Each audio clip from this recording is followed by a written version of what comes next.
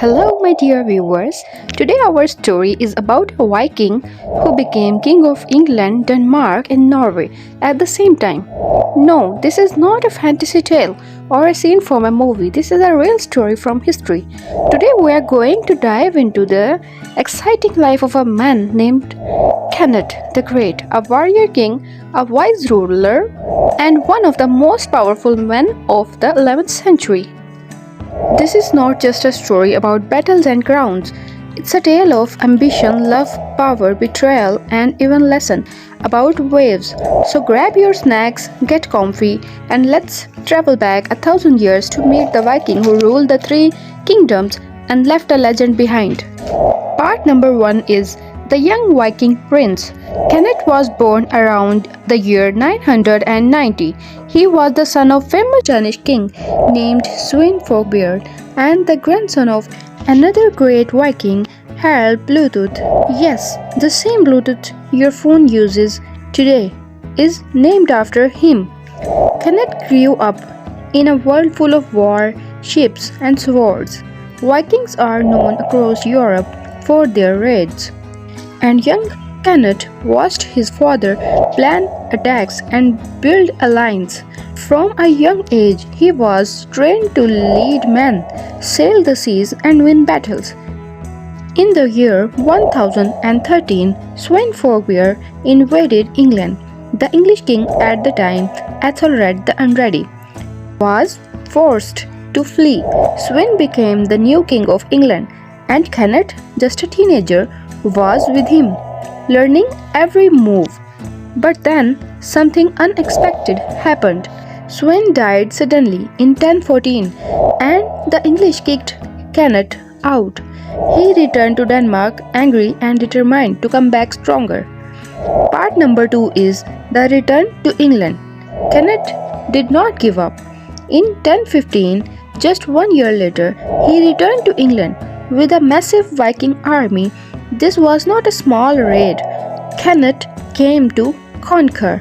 The English were now ruled by a new king, Edmund Ironside, the son of Ethelred. Edmund was brave and strong, and the two men fought several battles. They met in a war 5 times. The final battle, the Battle of Ashington in 1016, was brutal. Cnut won. But instead of killing Edmund, Cnut made a smart decision. He offered to share the kingdom. Edmund would rule the south and Cnut the north. Sadly, Edmund died just after weeks later. Some say it was from his battle wound. Others whisper about murder. Whatever the cause, Cnut became the full king of England. He was only about 26 years old. The part number 3 starts from here. The foreign king. At first, many English people didn't trust Cnut.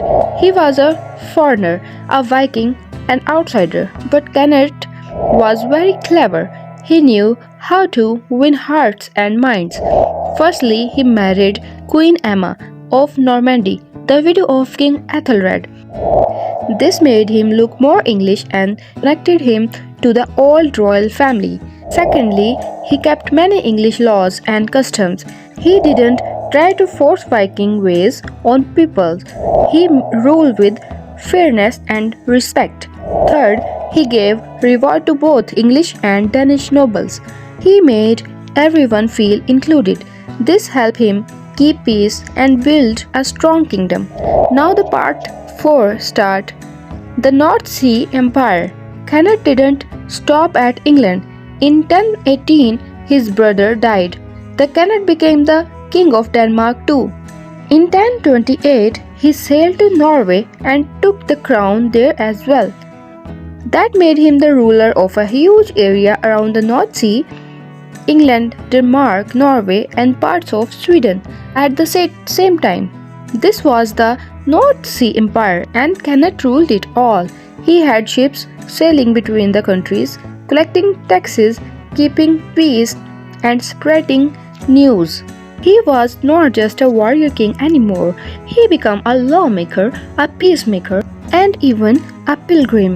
In 1027, he went all the way to Rome to meet the Pope and make deals to help English travelers. This shows that he was more than a Viking. He was a European king. Now, part number 5 starts. The story of waves.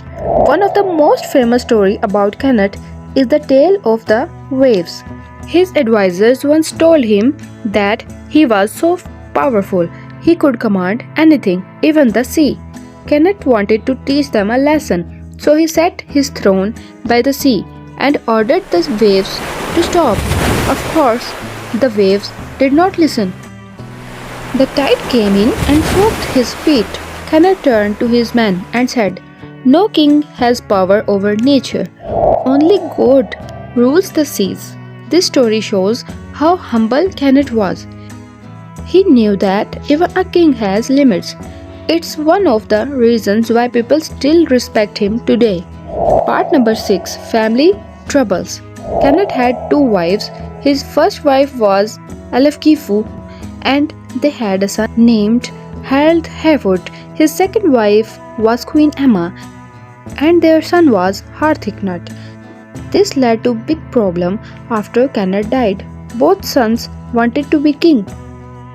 Harold ruled first, then Harthicnut, but neither of them was as strong or smart as their father. After they died, the English chose a new king from the old royal family. Cnut's great empire did not last, but his memory did. Part number 7. Cnut's death and legacy. Cnut died in 1035 at the age about 45. He was buried in Winchester, the capital of England at the time. Even though his son could not keep the empire together, Cnut had already changed England forever. He brought peace after years of war. He united people who once fought each other. He showed that a king could be both strong and wise. Historians today see Cnut as one of the best rulers of early medieval England. He was a foreigner, but he became more English than many of English kings. Part number 8. Why King Cnut matters. So why should we remember King Cnut today? Because his life is a powerful story. He started as a Viking warrior, a boy watching his father sail to war. He became a king by force, but ruled with wisdom. He built an empire not by destroying cultures, but by respecting them. And he reminded the world that no one, not even a king, can stop the tide. In today's world, we can learn from Cnut's balance of strength and humility.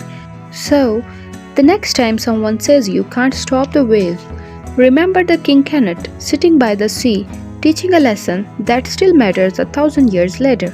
If you enjoy this video, give it a thumbs up, hit the subscribe button and let us know in the comment section what other legendary rulers you want to hear about.